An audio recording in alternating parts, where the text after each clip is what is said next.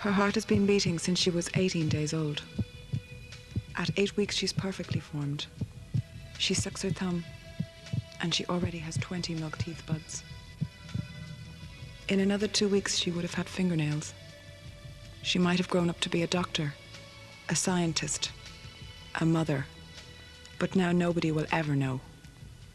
Have you any conception what abortion is all about? This message sponsored by Project Truth, a youth defence project. That 30-second ad was part of a campaign called Project Truth, organised by a group called Youth Defence. The ad, which may seem inoffensive and even truthful to you and me, was banned by the government. The IRTC, the government body who enforced the ban, said that the ad was banned not because of its contents, but because of the aims of its sponsors, Youth Defence. So who are Youth Defence? In this programme, we ask why they were founded, who they are, their aims and their achievements, and why they think you should join them. Youth Defence is in fact only 5 years old, formed after the aftermath of the X case in 1992. Niamh Nic Mhúna is one of its founding members. 7 of us came together in February of 1992 to form Youth Defence as a direct result of the X case, which we felt was being used and manipulated by the media and by pro-abortion campaigners in an attempt to legalise abortion in Ireland. And we saw a well-orchestrated and organised campaign screaming for the blood of Irish children, and we felt it was time to put an end to the madness. It was time for the voice of young people to be heard against abortion.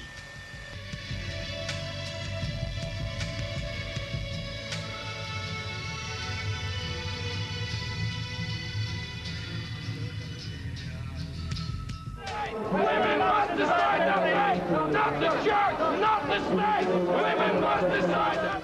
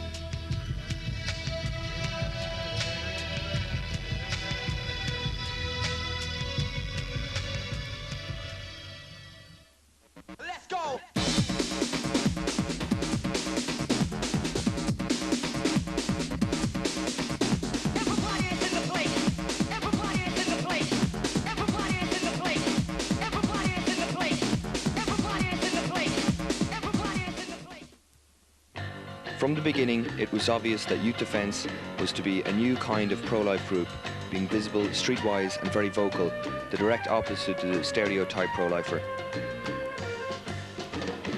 Their strategy is one they call direct action.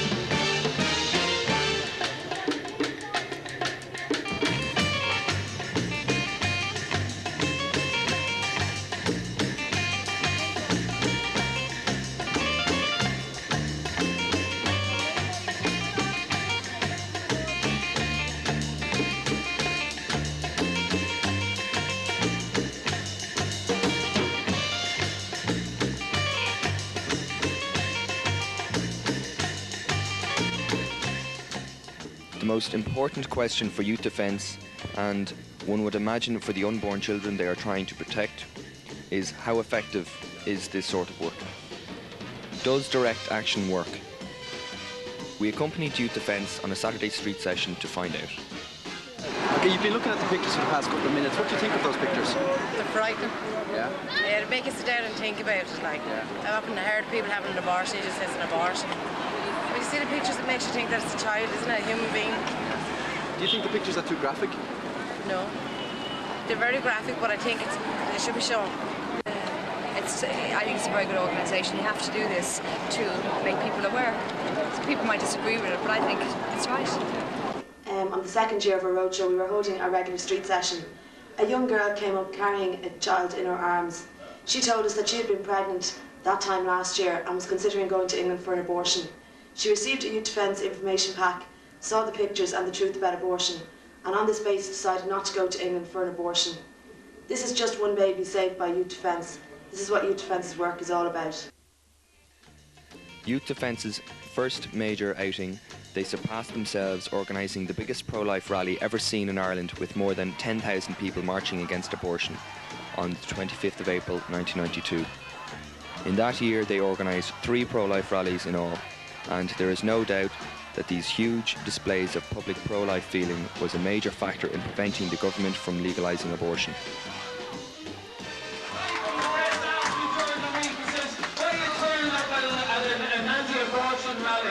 I said there's 3 reasons why. I'm Irish, I'm a Democrat, and I'm pro-life.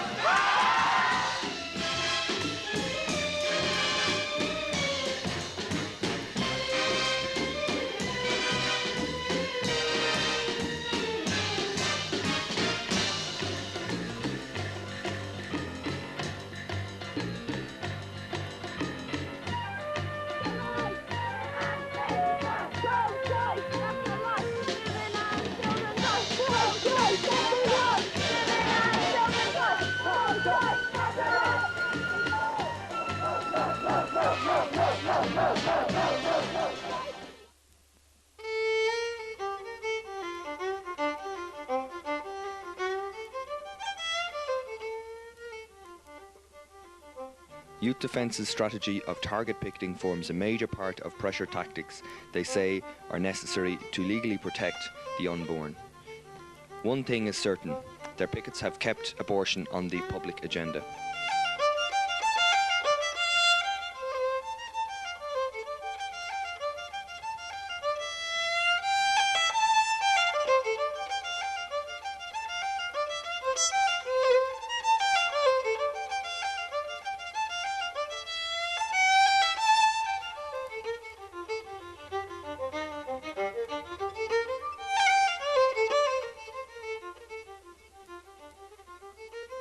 Information! Murder! Abortion is! Murder! Abortion is! Murder! Abortion is! Murder!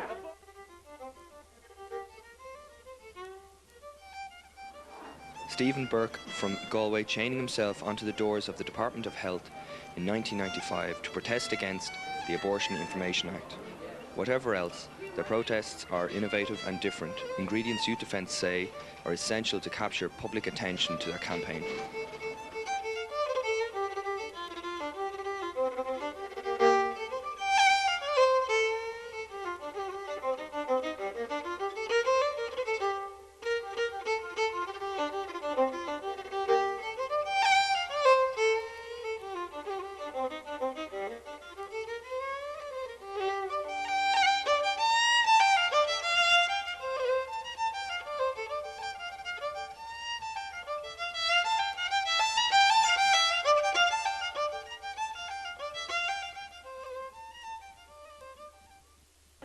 Their most spectacular campaign to date has been Project Truth, a 2-week nationwide billboard and radio advertisement campaign, and heard at the beginning of this programme. Youth Defence were launching a new anti-abortion advertising campaign. Radio ads have been rejected by RTE and the Independent Radio and Television Commission, who say they're in contravention of the Broadcasting Act, having political or religious direction.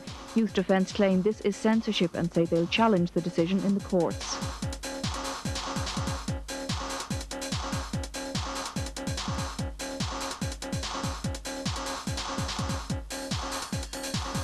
And if Project Truth was a spectacular step in Youth Defence's campaign, it is certain that the group has become more sophisticated.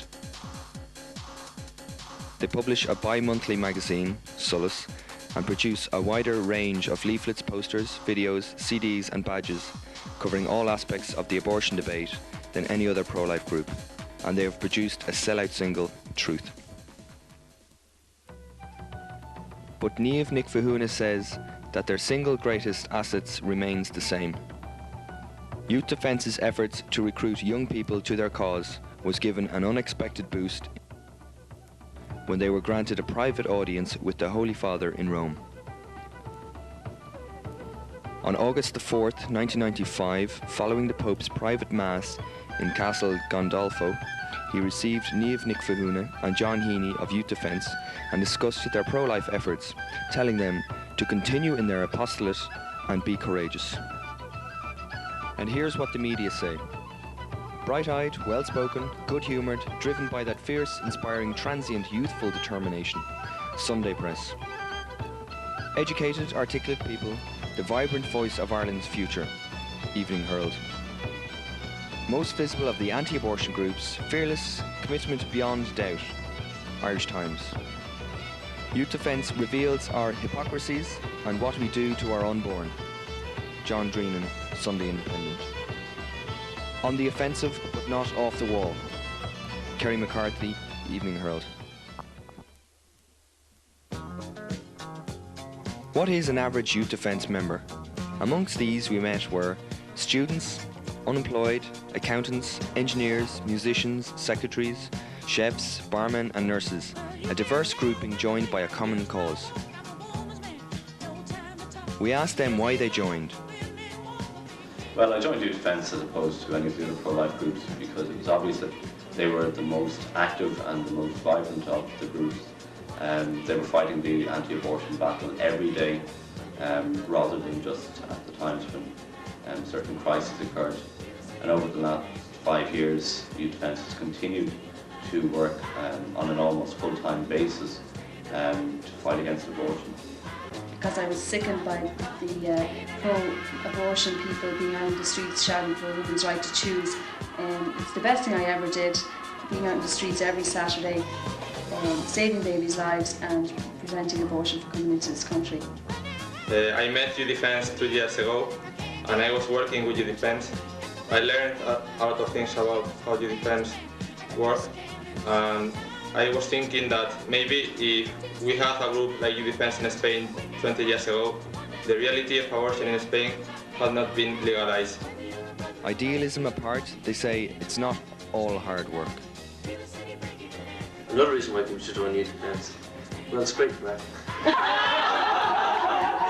Youth Defence's growth has been phenomenal, with branches in almost every county in Ireland. In Clonmel, Sandra, Denise and David man a Saturday street session, as Eddie, Ann, Philip, John, Karen and Ian do in Waterford.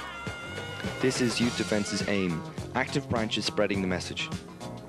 And as time goes by, it becomes a more personal commitment. I've been working with Youth Defence for the last 3 years, and now me and my husband are expecting our first child. Now, especially since I'm pregnant and the child is growing inside me, I realise how important Youth Defence's work is in saving unborn children.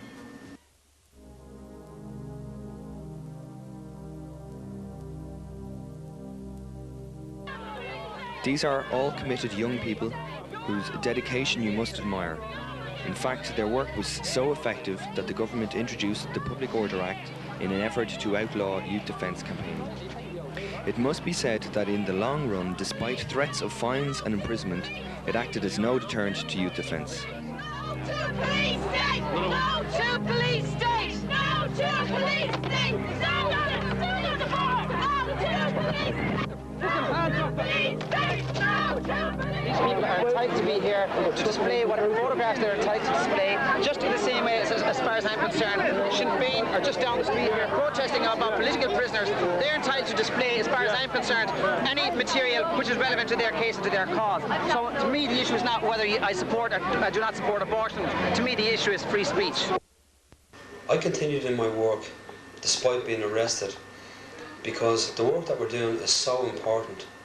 Every day you're out in the street, you could be saving a life, and this is more important than anything else, than a couple of hours in a cell. Pro-lifers in other countries have faced even greater punishments than youth defence, because in their countries abortion is legal and any efforts to campaign against it is deemed illegal. Noelia Garcia, a French model, knows of this at first hand. She came to Ireland as a guest of Youth Defence to share her experience and to lend her support. Our next guest is lucky not to be in jail tonight.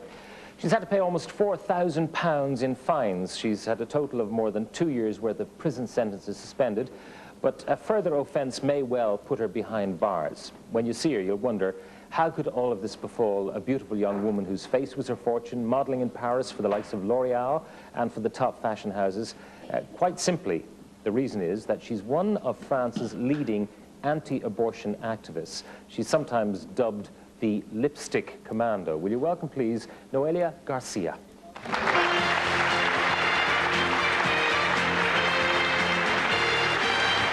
very welcome. Noelia, you're here as a guest of Youth Defence, and you were in Limerick today. How did that meeting go? Very well. Very well, actually. I was really happy to meet the Irish people. I'd never come to Ireland before. And for first time, I think it's really nice to come here to see my friends who are fighting against abortion. Noelia is a confident and articulate speaker in defence of the unborn children. At Youth Defence's national conferences and media courses, they aim to produce speakers of the same calibre. Well, it's not violence he was worried about. Maybe it was perhaps that when people, the Irish people, would look at Patrick Pearse and would look at Bertie Ahern, they would know the difference. Oh, maybe it was. Let me just make No, I'll come back to you. You've making points for quite long enough, I think. And, you know, I think really, Alan, if we're going to discuss this in a mature fashion at all, you should stay off the childish jokes. That's not a joke. That's first start, okay? Well, I don't know why I came here tonight. I got the feeling that something ain't right. I'm so scared in case I fall off my chair. And I'm wondering how I'll get down the stairs. Clowns to the left of me, jokers to the right. Here I am, stuck in the middle with you.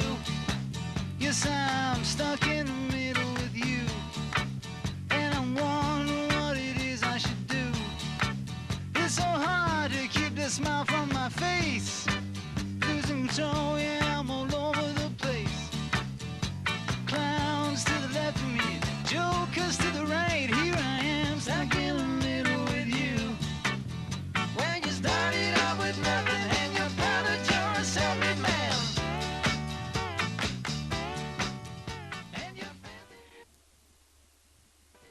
When we started Youth Defence, all our work, all our campaigns had a sense of urgency about them. Because after the X case judgment in the Supreme Court in 1992, people felt there was a real threat of abortion being legalised in this country.